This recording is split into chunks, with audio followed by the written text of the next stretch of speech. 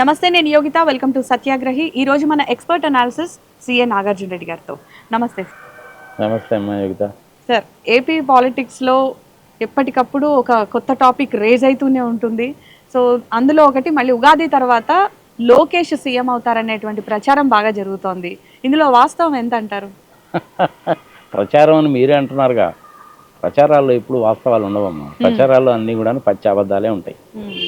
Point number 1. కానీ ఈ విషయంలో ఏంటంటే చంద్రబాబు నాయుడు గారి ప్రధానమైనటువంటి ఉద్దేశము ఆయన రాష్ట్రపతి అన్నా అయిపోవాలి, ప్రధానమంత్రి అన్నా అయిపోవాలి, ఆయన కొడుకును మాత్రం ముఖ్యమంత్రిని చేయాలి. ఇది ఉగాది అనేటువంటిది ఏంటంటే నార్మల్గా అప్పటికల్లా 2 ఏళ్ళు అవుతుంది కాబట్టి ఉగాది అంటున్నారు. పవన్ కళ్యాణ్ బంగారు పళ్ళెంలో పెట్టి ఇచ్చేసాడు కదా వాళ్ళకి. 15 సంవత్సరాల వరకు మేమే ఉంటాము, నేను ముఖ్యమంత్రి కావడం అనేటువంటిది జరగదు, జరుగుతుందని ఆయన ఎక్కడా చెప్పలేదు. మౌనం ఒకవేళ లోకేష్ ని కనుక ముఖ్యమంత్రిని చేస్తే పవన్ ఊరుకుంటారా? అప్పుడు ఇప్పుడు ఆల్రెడీ డిప్యూటీ సీఎం కింద ఉన్నాడు కదా, అప్పుడు కూడా అలాగే ఉంటాడు. ఏముంది అందులో. కానీ 15% ఉన్నారు కదమ్మా కాపులు, వాళ్ళని తొందరగా ఊరుకుంటాడా? ఈయన ఏదో సీఎం అవుతాడు, బ్రహ్మాండంగా చేస్తాడని కదా చేశారు. కానీ ఆయనే చెప్పేసిన తర్వాత ఇంకేముంటది అది. సో గత ఎన్నికల్లో సెల్ఫ్ గోల్ వేసుకున్నాడు ఒక రకంగా చెప్పాలంటే. అయితే గత ఎన్నికల్లో కాపులు మొత్తం జనసేనకు మద్దతుగా నిలిచారు. మరి వచ్చే ఎన్నికల్లో కూడా అలాగే ఉంటుందా పరిస్థితి? తప్పు మీరు అన్నది. కాపులు అందరూ కూడా జనసేన వైపున నిలబడ్డారనేది మీరు చెప్పేది తప్పు. అంత చేటుగా నిలబడితే వైఎస్ జగన్మోహన్ రెడ్డికి 40% ఓటింగ్ ఎట్లా వస్తుంది? ఇంపాసిబుల్. ఆంధ్రప్రదేశ్లో మీరు మొత్తం జనాభా తీసుకున్నామా, ఆంధ్రప్రదేశ్లో జనాభా కరెక్ట్గా తెలియదు. 5,40,00,000 మంది ఉన్నారు, లేదు 5 కోట్ల మంది ఉన్నారు అనుకుందాం ఫర్ ఎగ్జాంపుల్. అందులో 15% కాపులు ఉంటే 75 లక్షల మంది, పిల్ల పాప ముస్లిం ముత్తగా అందరూ కలిపి కదా. అందులో ఓట్లు ఎంతమందికి ఉంటాయి? ఒక 35 లక్షల మందికి ఓట్లు ఉన్నాయనుకో. ఆ 35 లక్షల మంది ఓట్లు ఉన్నటువంటి వాళ్ళల్లో ఓటింగ్లో పాల్గొనే వాళ్ళు ఎంతమంది? ఒక 70% అనుకోండి. అంటే 21 లక్షల ఓట్లేగా. 21 లక్షల ఓట్లతోటి ప్రభుత్వాన్ని ఏర్పాటు చేసేస్తారా? కుదిరే పనేనా ఇదే? ఎట కుదురుతుంది మీకు? స్టాటిస్టికల్ ఫిగర్స్ తీసుకున్నా కానీ అది కుదరదు, ఇంపాసిబుల్. అసలు ఆయనే ముందు వచ్చి చెప్పేసిన తర్వాత ఇంకేముంటుంది దాని గురించి మాట్లాడుకునేది మనం? అంటే లోకేష్ని ముఖ్యమంత్రిని చేయడానికి చంద్రబాబు నాయుడు గారు సిద్ధపడ్డారు, ఈయనేమో తలకాయ దించుకున్నాడు అనేసి అంటే ఇంకా సరే కానీ లేబ్బా ఇంకేముంది అన్నట్టుగా. వాస్తవం చెప్పాలంటేనమ్మా, లోకేష్ని గురించి పవన్ కళ్యాణ్ గురించి ఎంత తక్కువ మాట్లాడుకుంటే అంత మంచిది. ఏ మాత్రము మీరు నెగిటివ్గా మాట్లాడినా, భారత రాజ్యాంగం మీకు ఇచ్చిన వాక్ స్వాతంత్రాన్ని చక్కగా ఉపయోగించుకొని మాట్లాడినా సరే మీ మీద కేసులు పెడతారు. కేసులు కూడా ఎలా ఉంటాయి తెలిసిన? దేశ ద్రోహి, అర్బన్ నక్సలైట్, పల్లెటూళ్ళలో ఉండేవాళ్ళంటే రూరల్ మావోయిస్ట్, ఊళ్ళల్లో ఉండేటువంటి వాళ్ళకైతేనేమో వీధి రౌడీలని, గల్లీ గల్లీ రౌడీలని, చోటే మోటే గ్యాంగులని కేసులు పెడతారు. సో ఇప్పుడు మన టాపిక్కే పవన్ కళ్యాణ్ పనితీరు ఎలా ఉందని అడుగుదాం అనుకున్నాం. మన మీద కూడా కేసు పెడతారా? గ్యారంటీ పెడతారు. పవన్ కళ్యాణ్ గారి పనితీరు బాగలేదు. ఏమయ్యా నువ్వు ఎలక్షన్స్ ముందు మాట్లాడినటువంటి లాంగ్వేజ్ ఏంటి? నీచ నికృష్ట దరిద్ర దిక్కుమాలిన లాంగ్వేజ్ కదా మాట్లాడావు. పళ్ళు రాలగొట్టేస్తాను, కాళ్ళు చేతులు ఎరగొట్టేస్తాను, నరాలు లాగేస్తాను, పేగులు తెంపేస్తాను, వీణలు వాయిస్తాను, ఎవడరా మనకు అడ్డం వచ్చేది, ఇది కదా దిక్కుమాలిన లాంగ్వేజ్ కదా. ఆ దిక్కుమాలిన లాంగ్వేజ్ మాట్లాడితే ఎటువంటి యాక్షన్ ఆ రోజు జగన్మోహన్ రెడ్డి అంత సీరియస్గా తీసుకోలేదు కాబట్టి బతికిపోయారు. ఇప్పుడు వీళ్ళు తీసుకున్న యాక్షన్ కన్నా తీసుకుంటే వీళ్ళ పరిస్థితి ఏంటి? మరి అట్లా థర్డ్ క్లాస్ లాంగ్వేజ్ మాట్లాడేటువంటి మనిషి ముఖ్యమంత్రి అయితే ఎలా ఉంటుందో ఊహించుకోను. సో ఈ 2 ఏళ్ల పాలనలో చూసుకుంటే పవన్ కళ్యాణ్ ఏమైనా తన మార్క్ రాజకీయం చూపించారా? అసలు ఆయన పనితనం చెప్పండి ఎలా ఉంది? జీరో. ఆయనకు మాట్లాడే వాయిస్ ఎక్కడుందమ్మా అసలు? చంద్రబాబు నాయుడు గారు మంచి Alsatian dog, German shepherd Alsatian డాగ్ను చూపించి ఇది పంది అంటే అవునండి చంద్రబాబు నాయుడు గారు భలే చెప్పారండి, గ్రేట్ విజనరీ అండి అంటాడు. ఇంకేం మాట్లాడతాం కదా దానికి? అట్లా ఉంటుంది ఆయన పరిస్థితి. ఈజ్ బికమ్ ఏ డమ్మీ అంటే. ఏదో చాలా గొప్పగా చెప్పుకుంటాడు కానీ 21కి 21 100% సంగతి సమాచారం అని 21కి 21 135 రావడము, మహారాష్ట్రలో ఎలక్షన్ చూసాం, ఒరిస్సాలో చూసాం, ఆంధ్రప్రదేశ్లో చూసాం, మన ఈ మధ్య హర్యానాలో కూడా చూసాం. ఈవీఎంలు మేనేజ్ చేసి గెలిచారమ్మా వీళ్ళు. ఈవీఎంలు మేనేజ్ చేయడం అంటే ఏంటి? నువ్వు ఏమి చేయాల్సిన పని లేదమ్మా.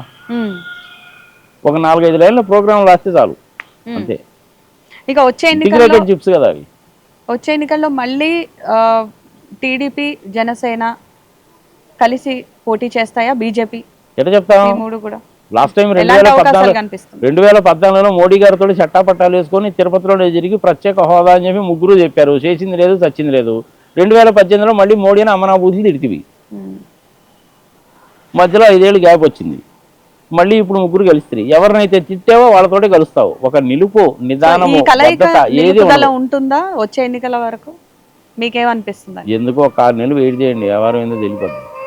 అడిగారు కదా మీరు ఇందకనే, రాష్ట్రపతి పాలన పెట్టడానికి అవకాశాలు ఉన్నాయని అడిగితే చెప్పానుగా. వాజ్పేయి గారు, ఎల్కే అద్వానీ గారు ఉన్నప్పుడు వేరేమ్మా. ఇప్పుడు అక్కడ ఉన్నటువంటిది మోడీ. ఆవలిస్తే పేగు లెక్క పెడతాడు, వెనక నుంచి చేసేటువంటి వ్యక్తి.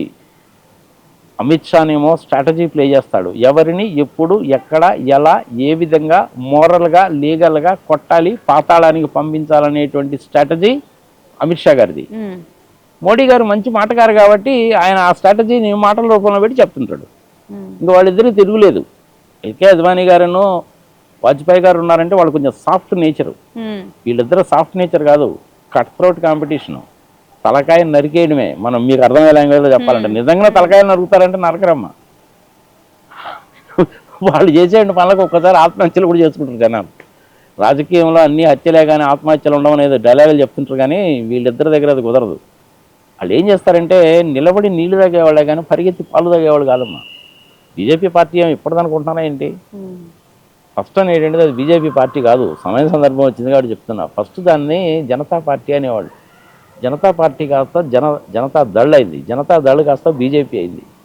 ఎప్పటి నుంచి ఉన్నారు వీళ్ళు? ఆల్మోస్ట్ 50 years నుంచి ఉన్నారు. అంతకంటే ఇంకా ముందు నుంచి ఆర్ఎస్ఎస్ వాళ్ళందరూ ఉన్నారుగా. ఆర్ఎస్ఎస్ బీజేపీ ఇద్దరు ములాఖాతేగా. వీళ్ళు ఏదైనా పిచ్చి పిచ్చి వేషాలు ఇస్తే ఆర్ఎస్ఎస్ వాళ్ళు ఊరుకోరు. తిరుపతి లడ్డు మీద మోడీ కానీ అమిత్ షా కానీ ఆర్ఎస్ఎస్లో ఉండేటువంటి మోహన్ భగవత్ కానీ పీఠాధిపతులు కానీ ఎందుకు ఊరుకున్నారు అంటే, ఏదో 75 సంవత్సరాలు ఏదో అన్నాడు తీసారా బాబు, ఏదో అంటుండే తీసారా బాబు అని తీసేశారు. పైన శ్రీనివాసులే ఉన్నాడు, ఆయనే చూసుకుంటాడులే. 2003లో ఒకసారి జలకి ఇచ్చాడు కదా, ఈసారి గట్టి దెబ్బ కొడతాడులే, మనం ఎందుకు మాట్లాడాలన్న ఉద్దేశంతో వాళ్ళు ఎవరు మాట్లాడలా. ఈ లోకల్గా ఉండేవాళ్ళు వీళ్ళు గోల చేయడం తప్ప ఇంకోటి లేదు. వీళ్ళేంటి 1-10 సార్లు చెప్తే 10 మంది విని 1000 మంది విని 1,00,000 మంది విని 10 లక్షల మంది విని 1 కోటి మంది అదే మాట్లాడుకుంటుంటే వెనక నుంచి మన పనులు మనం చేసుకుందాం.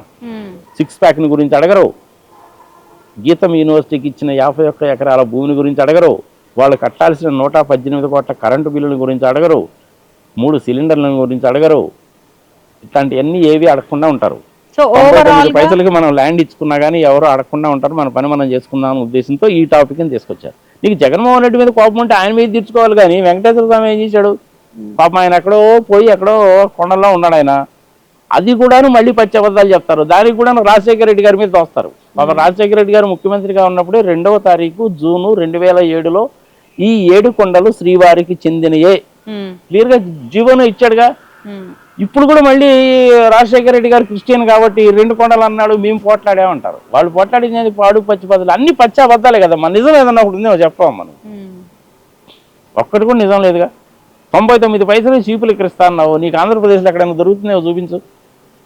హైదరాబాద్లో నీకు మంచి బీర్ కనుక కావాలనే పని అయితే కింగ్ ఫిషర్ బీర్ లాంటిది 190 రూపాయలకు వస్తుంది. నీకు అదే ఆంధ్రప్రదేశ్లో అయితే 270 రూపాయలు. సో లిక్కర్ వ్యవహారంలో కూడా నువ్వు మాయ చేసావుగా, అందుకని రాష్ట్రపతి పాలన పెట్టచ్చు. పవన్ కళ్యాణ్ గురించి లోకేష్ గురించి ఎంత తక్కువ మాట్లాడుకుంటే అంత మంచిది. అయితే ఈ 2 ఏళ్ల ఓవరాల్ గా 2 ఏళ్ల పాలన చూస్తుంటే ఎలా ఉంది పాలన? పాలన ఎలా ఉందని కళ్ళకు కనపడతానే ఉంది కదమ్మా.